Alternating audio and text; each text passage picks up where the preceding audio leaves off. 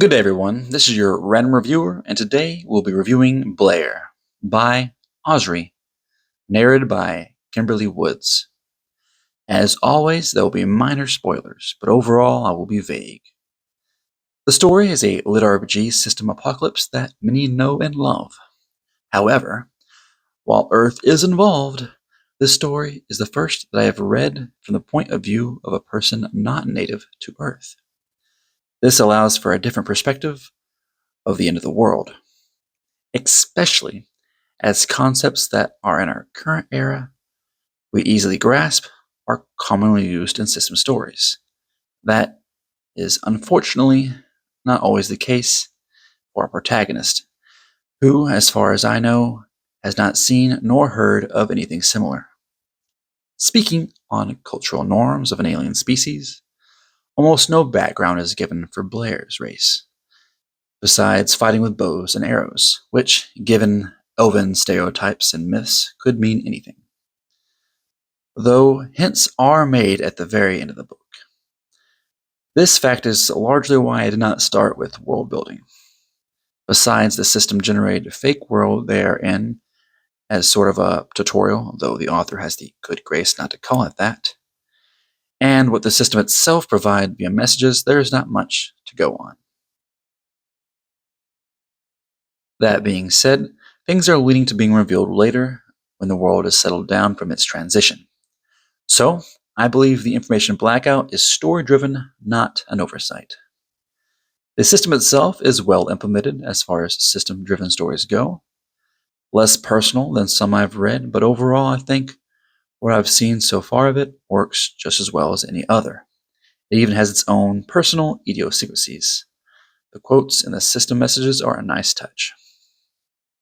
The other lit RPG elements seem well balanced, where every stat and skill matter. The achievement system is not overly biased to the main character. The way this book gets around the stereotype of classes, though, is very interesting, and I can't wait to see what comes of it. As for the characters, our protagonist seems a bit emotionally dead. Most of the time, not quite psychopathic detachment, but something is off. This might partially, or mostly, be due to a past trauma, which, having finished the book and started the second, I think might be the case. In which case, if the author did it intentionally, I think it is a rather ingenious way to represent psychological trauma in a character that is very consistent.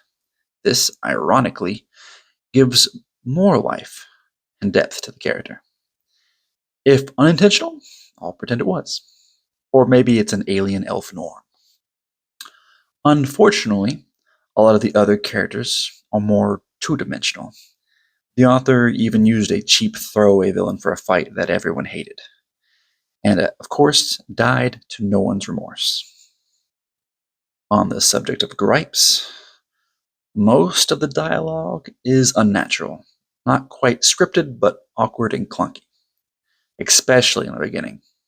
The throwaway villain was very cringy, like a perverted anime villain.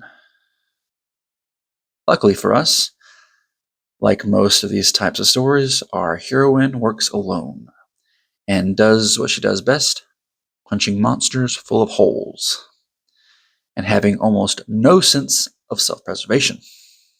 This lends itself to a bunch of action-packed, intense fight scenes. Overall, I give the story a 7.5 out of 10. Nice system, great fight scenes, a lot of room for a complex multiverse, and so far the gripes are minor. Kudos to the narrator for portraying a emotionally dead character. That probably wasn't as easy as it sounds. If you like this book, you might like Apocalypse Generic System by Macronomicon, or Defiance of the Fall by The First to Fire. Thank you all for listening to my random review.